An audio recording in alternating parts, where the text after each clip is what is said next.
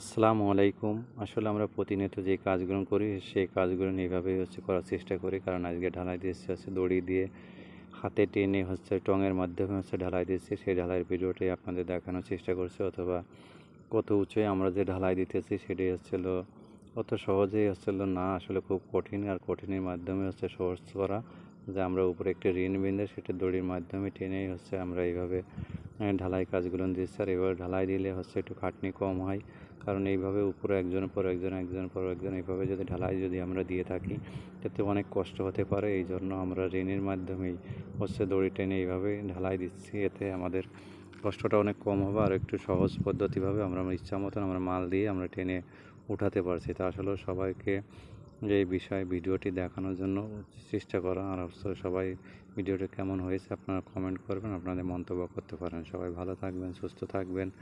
আর প্রবাসে মানে একটু আনন্দ, আর আনন্দের মাঝেই কাজগুলো করা। সবাই ভালো থাকবেন।